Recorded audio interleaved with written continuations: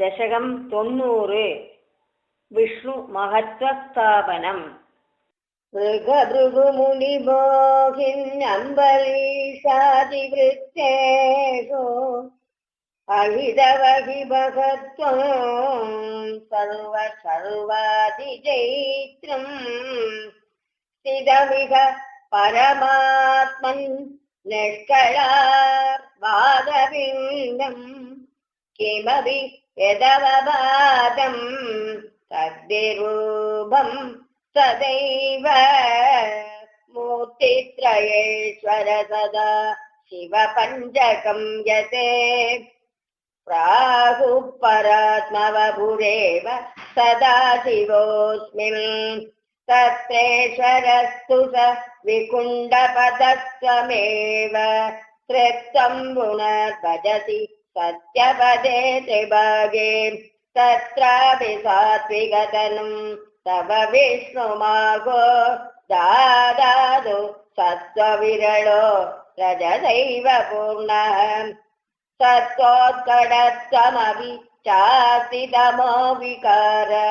चेष्टादिकं च तव शङ्करनाम्निमूर्तौ तं यत्र मूर्च्छदिगतं परपुरुषं त्वां सर्वात्मनापि खलु सर्वमयत्वगेतोः शंसन्दुपासनविदौ तदपि स्वतस्थो स्वद्रूपमित्यतिदृढं बहुनः प्रमाणम्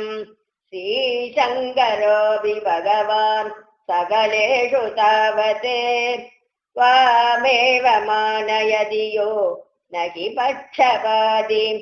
त्वन्निष्टमेव सहि नाम सकस्रकादि याख्यद्भवस्तुति परश्च गतिं गतोऽन्दे मूर्तित्रयादिगमुवाच च मन्त्रशास्त्रः यादौ कलाय सुषमं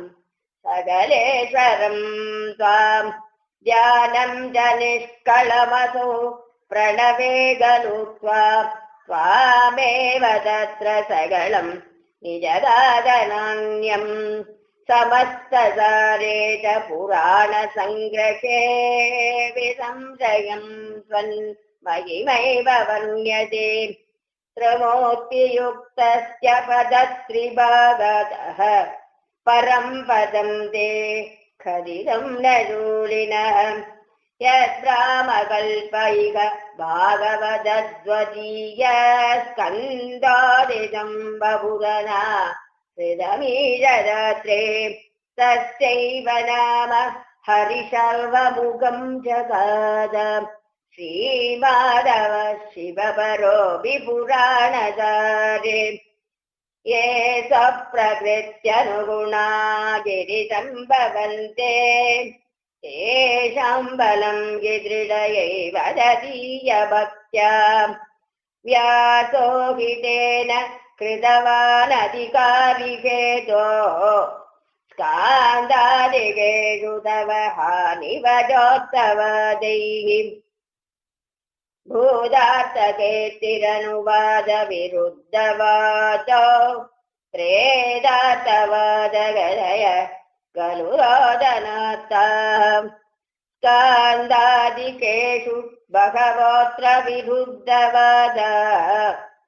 सत्तामसत्तपरिभूत्युपशिक्षणाद्याः यत्किञ्चिदप्यविदुषाभिविभो मयोक्तं तन्मन्त्रशास्त्रवचनात् अभिदृष्टमेव व्यासोक्तिसारमय भागवतो भगीतः क्लेशाविदूय कुरु भक्तिपरं परात्मन् ॐ श्री शङ्करनारायणाय नमः सर्वत्र गोविन्दनाम संकीर्तनं गोविन्द गोविन्द